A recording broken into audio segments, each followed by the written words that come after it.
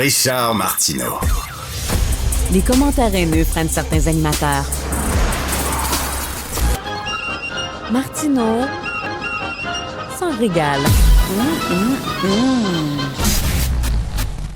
Alors, vous avez vu, les policiers invitent les personnes qui travaillent dans l'industrie du sexe à dénoncer la violence à leur égard en disant qu'ils vont être bien reçus, ils vont être bien accueillis et on va les prendre au sérieux. On va en parler avec Sandra Wesley, directrice générale de l'organisme Stella, qui défend justement les personnes qui travaillent dans l'industrie du sexe. Bonjour, Sandra. Bonjour. Comment ça fonctionne? Est-ce que actuellement vos rapports avec les policiers, les gens dans l'industrie du sexe, des prostituées, gars et femmes qui se font battre par des clients, par exemple, quand vous allez voir les policiers, est-ce que vous êtes bien reçus ou pas? Non, très mal reçu généralement. Ce qu'on dit souvent, c'est qu'on est surveillé, mais sous-protégé. Donc, les policiers nous harcèlent constamment quand on veut pas les voir, mais quand on a besoin d'aide, ben là, ils rient de nous, ils nous disent qu'on a juste à arrêter de travailler, ils trouvent qu'on n'est pas crédible, ils nous prennent pas au sérieux, on fit que pas vous avez couru après? Exactement. Ou souvent, on fit pas le profil de la victime qu'eux, ils cherchent à sauver, et puis donc, on les intéresse pas trop, puis ils nous aident pas. Donc, mais là, le message qu'ils ont dit, non, faites-vous-en pas là, à dénoncer, puis on a changé d'attitude, puis on va vous écouter, c'est perçu comment, ça, dans la communauté? Ben, c'est très mal perçu parce que, dans les faits, la loi, elle criminalise entièrement tout le travail du sexe. Donc, l'idée que les policiers sont pas contre le travail du sexe, mais contre certaines formes de violence ou d'exploitation, c'est pas ce que le code criminel dit. Donc, c'est sûr que si les policiers veulent annoncer qu'ils vont cesser d'appliquer le code criminel, qu'ils vont maintenant faire autre chose, eh bien, ce serait sérieux, puis on voudrait entendre leur point de vue. Mais ce qu'on entend, en fait, c'est qu'ils n'arrivent pas à nous rejoindre, qu'ils n'ont pas de chiffres à montrer de personnes qu'ils aident vraiment dans la vraie vie. Donc, ils espèrent peut-être qu'on va les appeler. Mais tant qu'appeler la police, ça veut dire de peut-être faire fermer son lieu de travail, que notre argent va être saisi. C'est ça. Oui. L'argent va être saisi. L'argent va être saisi. C'est un fruit de la criminalité. Nos collègues de travail peuvent être arrêtés. Donc, dans la loi, il n'y a aucune distinction entre violence et travail du sexe qui va très bien. Donc, il y a comme deux messages, là. D'un côté, on dit que c'est illégal, puis on veut lutter contre la prostitution, mais de l'autre côté, on dit non, on ne va pas vous traiter comme des criminels si vous venez nous voir. Ben là, c'est-tu légal ou c'est pas légal? C'est illégal, en fait. Donc, la loi, elle est très claire. Puis, les policiers, notamment de l'unité anti-proxénétisme, sont contre nous devant les tribunaux. Donc, nous, chez Stella, puis d'autres groupes partout, on est en train de contester ces lois-là parce qu'on dit que ça nous met en danger et que ça cause la violence.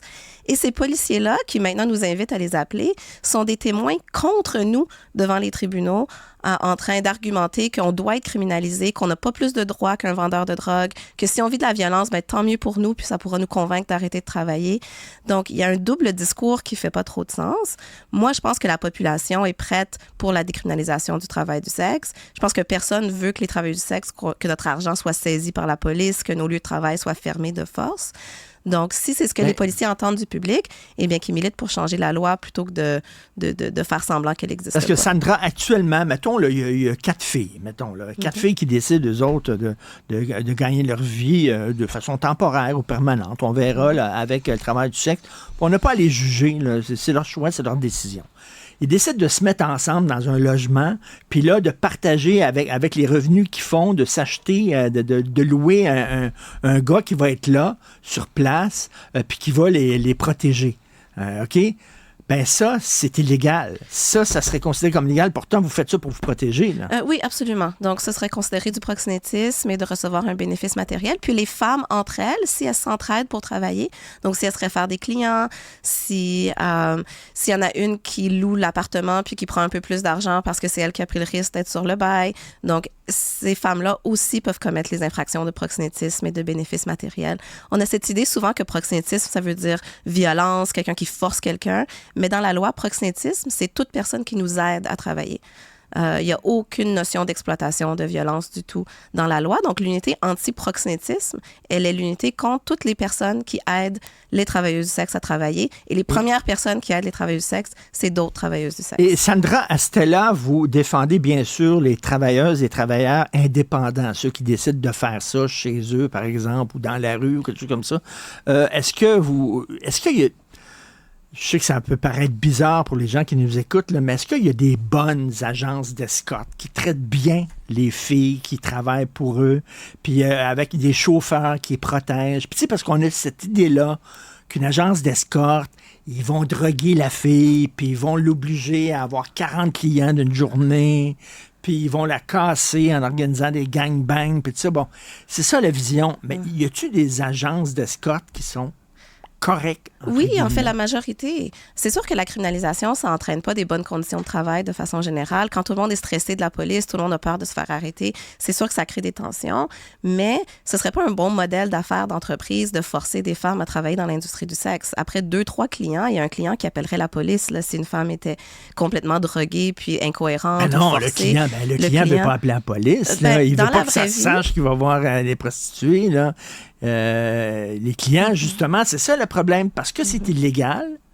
Puis un client, là encore, je juge personne, mais un client qui décide d'aller voir une fille, puis il voit que la fille, elle est pas bien, elle est droguée ou ça étend pas, puis tu sais, vraiment, tu le sens quand un gars, là, la fille est forcée ou pas. Parce que c'est illégal, il n'irait pas voir la police. Effectivement. Mais nous, on voit chez Stella régulièrement des femmes qui nous parlent d'un client qui les a aidées à s'échapper d'une situation difficile, de clients qui ont refusé de les voir parce qu'ils s'inquiétaient de leur bien-être d'une façon ou d'une autre. Il y a des histoires dans les médias aussi de clients qui ont appelé la police quand une femme était... Il y avait un cas à Laval d'une femme qui était enfermée dans un sous-sol. Le premier client qui l'a vu a appelé la police, là, c'est les clients... Quand ils veulent une relation sexuelle, ils veulent du bien-être, ils veulent de la douceur. Donc, c'est sûr que pas tous. mais la majorité. Ouais. Donc, ce serait très difficile de maintenir un modèle d'affaires où on force des femmes puis qu'elles voient des clients du public un après l'autre et qu'il n'y a personne qui dit rien, que tout le monde est à l'aise avec ça. C'est pas facile dans l'industrie du sexe de forcer des personnes. C'est facile, par contre, de donner des mauvaises conditions de travail parce qu'on n'a pas de normes du travail, on n'a pas de CSST, on n'a pas de recours. Étant donné que c'est illégal, les gens qui font ce travail-là et les clients, se cachent. Tu fais ça des fois dans des conditions, justement, loin. Et là, ça te met encore plus en danger, finalement. Oui, absolument. Donc, c'est l'effet direct là, de toute la loi, toute la répression, tout ce qui est vendu au public comme voulant nous protéger de l'exploitation est en fait la cause de cette exploitation et de cette violence. Il y a des gens qui sont encore contre toute forme de prostitution. Toutes. Pour eux autres, la prostitution, c'est de l'exploitation. Je pense à ma collègue Maria Mourani, par exemple, qui écrit souvent là-dessus. Moi, j'ai entendu des gens dire entre les lignes, puis Sandra, je vous apprendrai rien. Il y a des gens qui disent Stella, là, c'est financé par le crime organisé, puis ils protègent le crime organisé, puis c'était mis sur pied, là, c'est un front, là. Puis finalement, les autres, ils parlent supposément pour défendre les travailleurs du sexe, mais finalement, ce qu'ils défendent, c'est le crime organisé, puis tout ça. Vous avez entendu ça aussi, cette critique-là sur Stella? Là? Oui, absolument. Quand on est un organisme de charité enregistré, on reçoit des financements du gouvernement qui sont très transparents et clairs, beaucoup en prévention des ITSS, du VIH, en itinérance, etc. Vous recevez des subventions du gouvernement? Oui, absolument. Pour défendre des gens qui font un travail qui est considéré comme illégal. Oui, c'est l'absurdité du gouvernement dans lequel on vit, où le même gouvernement qui veut nous éradiquer nous finance aussi pour donner des services aux travailleuses du sexe. Il y a une incohérence profonde.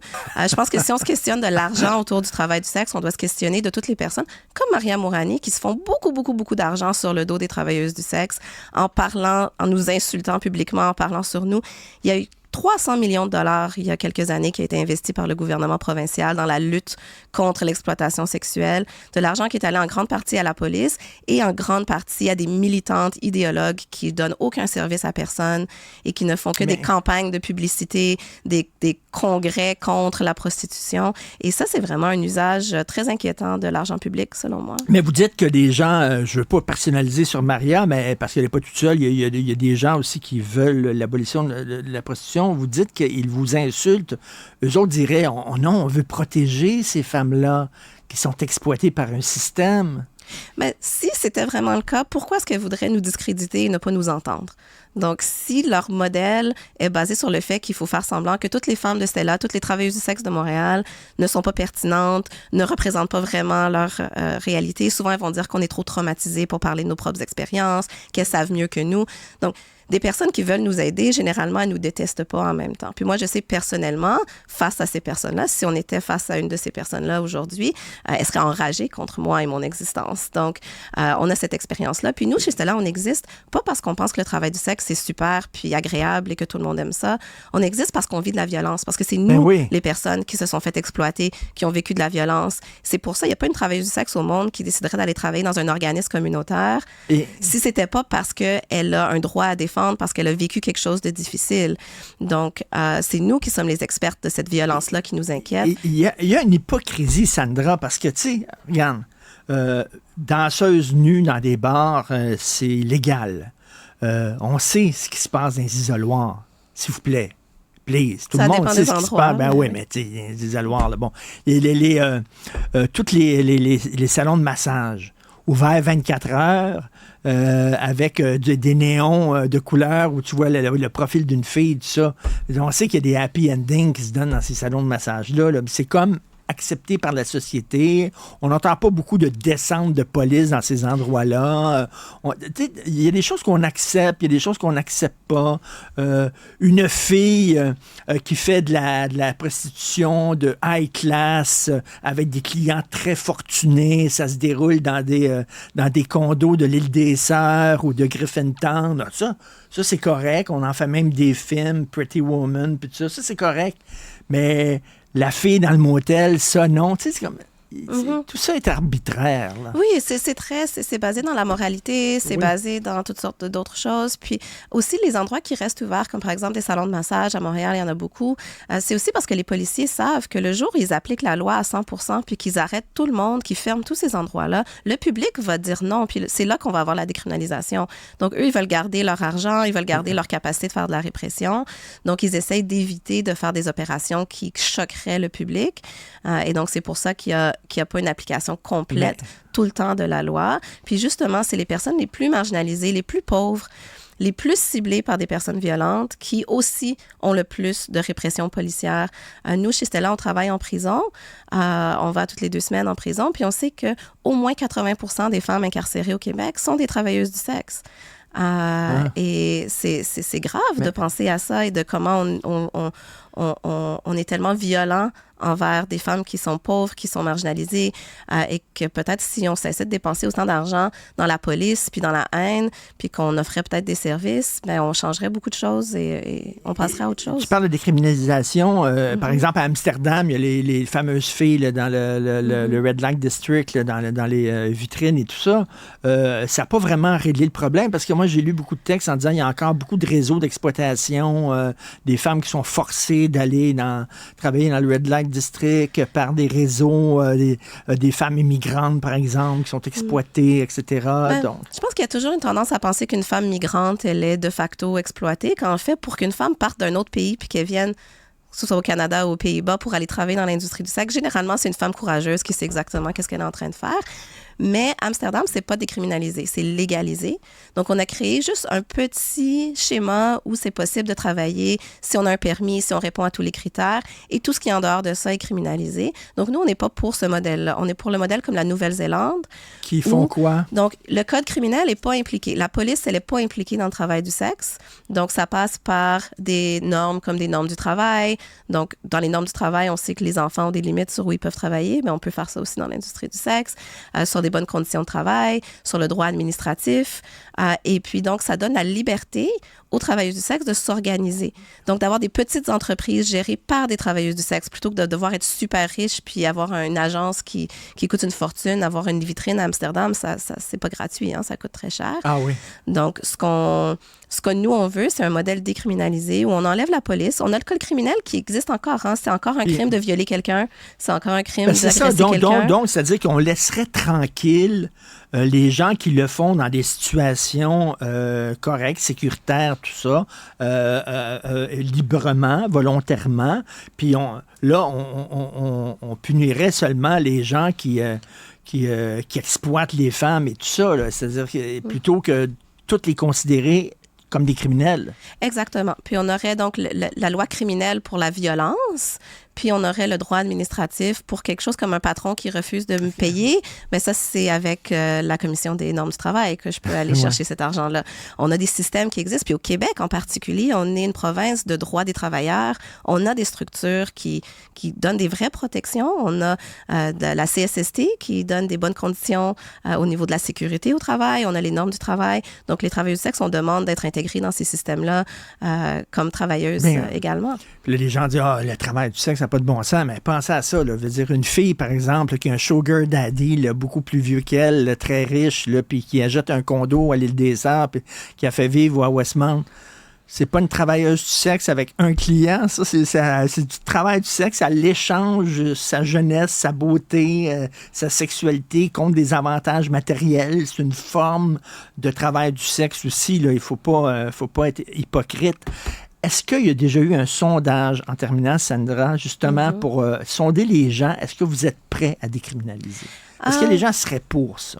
Donc, généralement, moi, je sais, en juste parlant des personnes, lorsqu'on pose la question de façon un peu biaisée, souvent les gens ne savent pas trop, mais dès qu'on explique au minimum qu'est-ce que c'est la décriminalisation, les gens embarquent, les gens sont d'accord. Puis malheureusement, c'est dans des moments où il y a des travailleuses du sexe qui vivent de la violence. Donc, quand on a dans les médias au Québec une travailleuse du sexe qui a été assassinée, par exemple, eh bien, c'est là que nous, chez Stella, on reçoit des appels infinis de membres du public qui nous disent « mais ça n'a pas de bon sens que ça se passe, il faut faire quelque chose », puis que la décriminalisation, ça devient évident comme solution pour réduire cette violence-là. Et pour protéger les filles. Oui. Et là c'est le Grand Prix, le week-end du Grand Prix. Est-ce que c'est une bonne nouvelle, ça, pour les travailleuses et les travailleurs du sexe, en disant « Wow, on va se faire plein d'argent, super! » Non, le Grand Prix n'a jamais été un événement où on fait beaucoup d'argent. Ça a toujours été une campagne de marketing. Oui, parce que les personnes qui détestent les travailleuses du sexe trouvent que les voitures, les femmes à moitié nues, c'est misogyne. Donc, ils se sont trouvés un bon marketing de mettre ça ensemble comme week-end contre les travailleuses du sexe. Mais dans la vraie vie, les gens qui viennent au Grand Prix payent très cher pour passer leur journée au Grand Prix. Il y a des fêtes partout dans la ville. Donc, ces hommes-là n'ont pas le temps de voir des travailleuses du sexe. Il n'y a juste pas de logique entre le Grand Prix et l'industrie du sexe.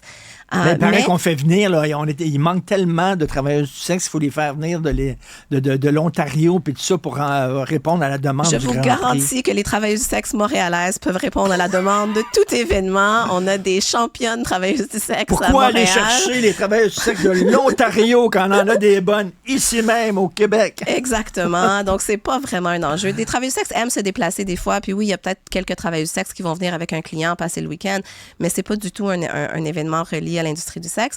Mais maintenant, c'est un événement où il y a des campagnes et il y a de la répression extrême. Et les tactiques récentes des policiers pendant le Grand Prix, c'est de faire des descentes dans les endroits de travail du sexe et de faire un inventaire de tous les tattoos et les piercings que les femmes ont.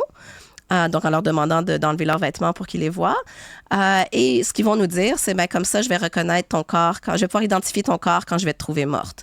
Et l'idée, c'est de nous convaincre qu'on devrait arrêter de faire le travail du sexe. Donc, ça, c'est l'argent public. Et les mêmes personnes. Je reviens au début, les policiers qui disent, si vous faites battre, venez nous voir. Non. Il faut s'arranger pour que ces filles-là se fassent pas battre, pour les protéger, puis leur permettre de faire le métier qu'ils ont choisi de faire pour toutes sortes de raisons, dans toute sécurité. Donc, merci beaucoup, Sandra Wesley, directrice générale de l'organisme Stella, et soyez prudente, prenez soin de vous. Merci. Merci. Au revoir.